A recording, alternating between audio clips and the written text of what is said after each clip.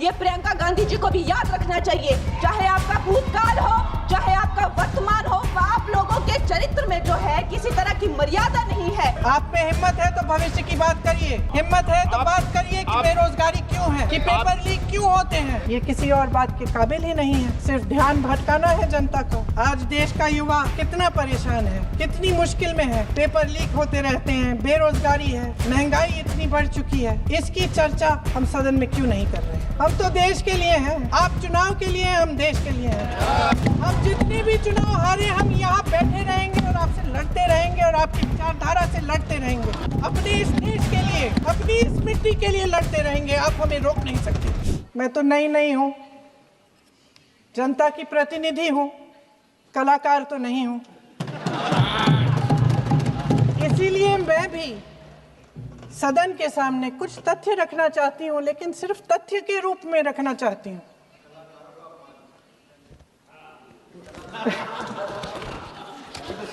मैं उदाहरण दे देती हूँ। सर मांग रहे हैं सर वंदे मातरम के बारे में, वंदे मातरम की जो सालगिरह पे आपने एक बड़ा कार्यक्रम आयोजित किया था, उसमें प्रधानमंत्री जी ने भाषण दिया। उसमें उन्होंने कहा कि 1896 में पहली बार गुरुदेव रविंद्रनाथ टैगोर ने ये गीत एक अधिवेशन में गाया। उन्होंने ये नहीं बताया कि कौन सा अधिवेशन था। महासभा, हिंदू महासभा का अधिवेशन था, आरएसएस का अधिवेशन था। किस बात से कतरा रहे थे कि ये कांग्रेस का अधिवेशन था? और उदाहरण दूं कि मैं अपना भाषण जारी रखूं? सुनिए। हाँ, कोई बात नहीं, हम तो देश के लिए हैं, हम देश के लिए हैं। आप चुनाव के लिए, हम देश के लिए हैं। हम जितने भी चुनाव हारे, हम यहाँ बैठे रहेंगे और आपसे लड़ते रहेंगे और आपकी विचारधारा से लड़ते रहेंगे। अपने इस देश के लिए, अपनी इस मिट्टी के लिए लड़ते रहेंगे। आप हमें रोक नहीं सकते। आपका मकसद है कि हम फिर से उसी अतीत में मंडराते रहें, उसी की तरफ हम देखते रहें जो हो चुका है, जो बीत चुका है, क्योंकि ये सरकार वर्तमान और भविष्य की ओर देखना ही नहीं चाहती।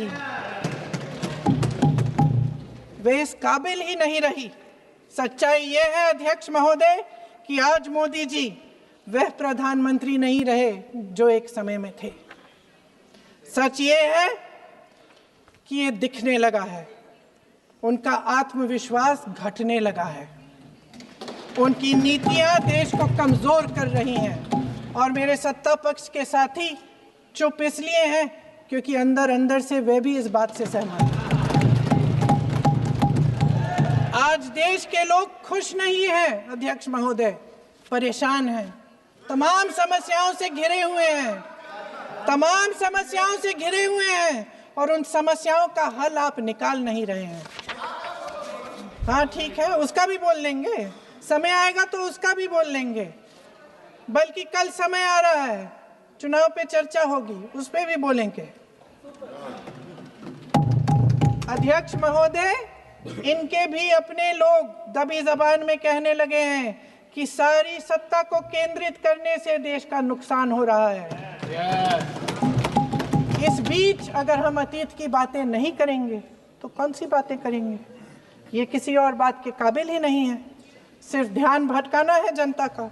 आज देश का युवा कितना परेशान है, कितनी मुश्किल में है, पेपर लीक होते रहते हैं, बेरोजगारी है, महंगाई इतनी बढ़ चुकी है। इसकी चर्चा हम सदन में क्यों नहीं कर रहे हैं? आरक्षण के साथ जो हो रहा खिलवाड़ है, उसकी चर्चा हम यहाँ क्यों नहीं कर रहे हैं? महिलाओं की बात होगी, बड़े बड़े ऐलान होंगे, मगर उनकी परिस्थितियों को सुधारने के लिए कोई ठोस कदम यहाँ क्यों नहीं उठाया जा रहा है? इन्हीं दरवाजों के बाहर खड़े होकर पत्रकार तरह आपने कहा कि आरोप मत लगाइए बगैर तथ्य के, तो मैं बोलूं कि नहीं बोलूं? नहीं, बिल्कुल नहीं। नो, आप उधर की बात मत बोलो। आप जल्दी से बोल लेते हो, फिर आप सदन में बंद जो कर कुछ देना। भी बोले हैं वो तथ्यों से बोले। आपको हर चीज ऑथेंटिक करनी पड़ेगी, इसलिए आप तथ्यों से बोले। अच्छा सर, बड़े बड़े शहरों में प्रदूषण है, लेकिन हम इस सदन में बैठकर सिर्फ छोटी छोटी बातें करेंगे। जी, जो अतीत की बातें हैं ना, जो अतीत की बातें हैं ना, जो बार बार आप चाहते हैं कि हम पीछे देखें, लेकिन हम आगे भविष्य की बात, वर्तमान की बात, जो असली समस्याएं हैं उनकी बात न करें, ये छोटी बात होती है। आप में हिम्मत है तो भविष्य की बात करिए, हिम्मत है तो बात करिए कि बेरोजगारी क्यों है, कि पेपर लीक क्यों होते हैं। आप चेयर को एड्रेस करें। आपको अच्छा, खत्म कर लेती हूँ, चेयर खत्म के कर एड्रेस लेती करो हूँ। आप। अध्यक्ष महोदय जी, अध्यक्ष महोदय जी, सच्चाई ये है कि इनका शासन दमन का शासन है। इनकी राजनीति दिखावे की राजनीति है, इवेंट मैनेजमेंट की राजनीति है, चुनाव से चुनाव तक राजनीति है, तरह तरह के ध्यान भटकाने वाले मुद्दों की राजनीति है। वंदे मातरम इस देश की उन्हीं उम्मीदों की गुहार है जिन्हें आपका शासन हर रोज ठुकरा रहा है।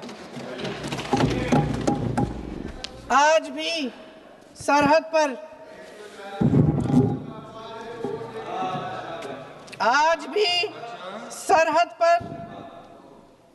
पर जवान जब दुश्मन का सामना करता है तो उसकी छाती में वंदे मातरम गूंजता है।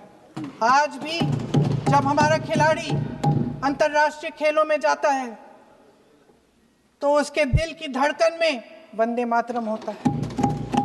आज भी इस देश के करोड़ों देशवासी जब अपने राष्ट्र ध्वज को फहराते हुए देखते हैं तो उनकी जबान पर वंदे मातरम, वंदे मातरम, वंदे मातरम आता है। कांग्रेस के हर एक अधिवेशन में 1905 से लेकर आज तक सामूहिक तौर पर वंदे मातरम गाया जाता है। आपके अधिवेशनों में गाया जाता है कि नहीं, ये बताइए। अपने देश की आत्मा के इस महामंत्र को विवादित करके आप एक बहुत बड़ा पाप कर रहे हैं।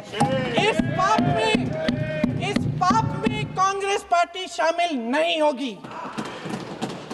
ये राष्ट्रगीत वंदे मातरम हमेशा से हमें प्यारा है, हमेशा से हमारे लिए पवित्र रहा है और हमेशा के लिए हमारे लिए पवित्र रहेगा। धन्यवाद।